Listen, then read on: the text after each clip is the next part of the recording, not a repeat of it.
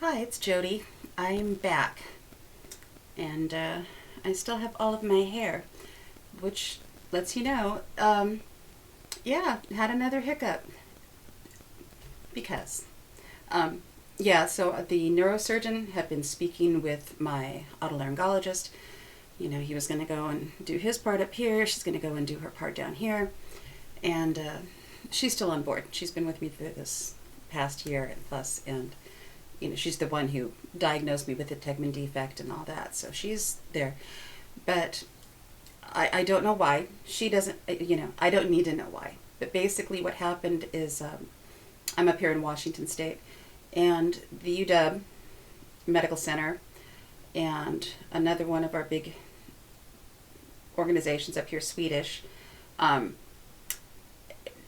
administration wise, they decided that they're no longer granting privileges, no crossovers. So if you're in the Swedish system, fine, you can operate with anybody within that system that you want. Same thing with the UW, but never the two shall meet.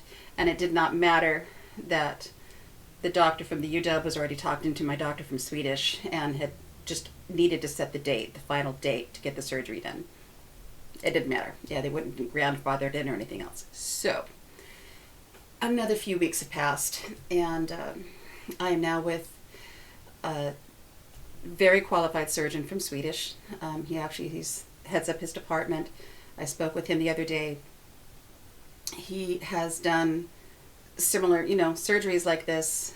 He said he does, on average, 2 dozen a year. So that's good. And he said that they're going to be monitoring the nerves and everything else the whole time. So I feel a little de-escalated, calmer. There's so the chances of there being any permanent facial damage, paralysis, is going more like a 10% at most. He said, and he's not had that happen with this type of surgery to date. So, that's really wonderful.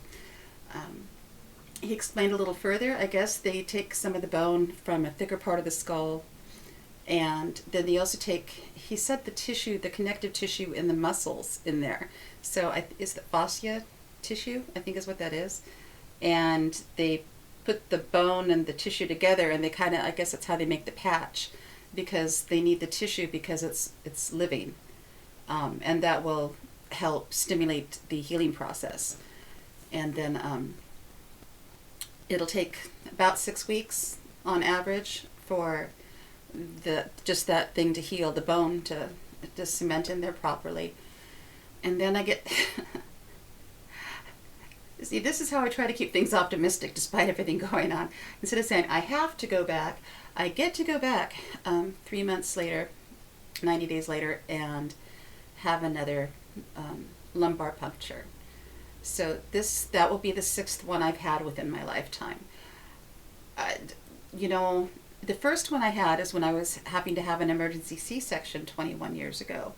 So at least I'm not, in major pain, having major contractions, and out to there and trying to curl up like a little sow bug so that they can stick a needle between the vertebrae into my spinal column. So it's not like that.